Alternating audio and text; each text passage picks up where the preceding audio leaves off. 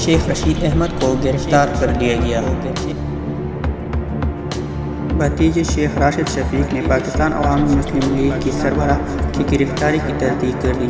سابق وفاقی وزیر کنڈیز ہاؤسنگ سوسائٹی میں واقع ان کے گھر سے گرفتار کیا گیا۔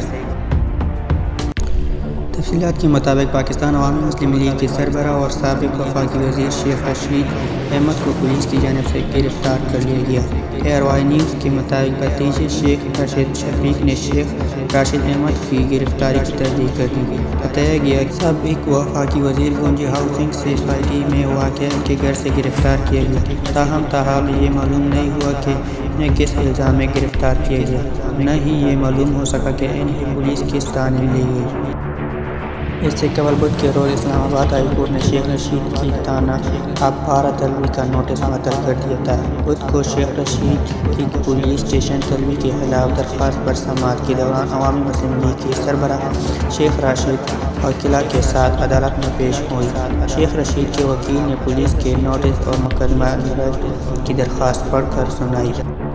عدالت نے کہا کہ IG اسلام آباد کسی سینئر افسر کو مقرر کرے جو 6 فروری کو ریکارڈ کے ساتھ پیش ہوئی۔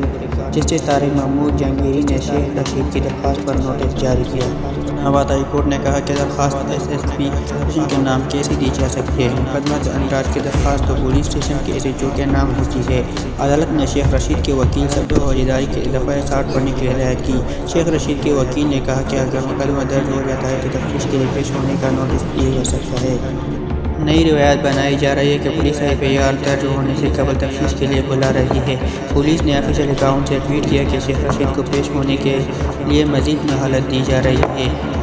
بعد ازاں میڈیا سے گفتگو کرتے ہوئے عوامی مسلم لیگ کے سربراہ اور سابق وزیر داخلہ شیخ رشید نے کہا کہ عدالت میں میری پولیس طلبی نوٹس کا معطل کر دیا گیا ہے۔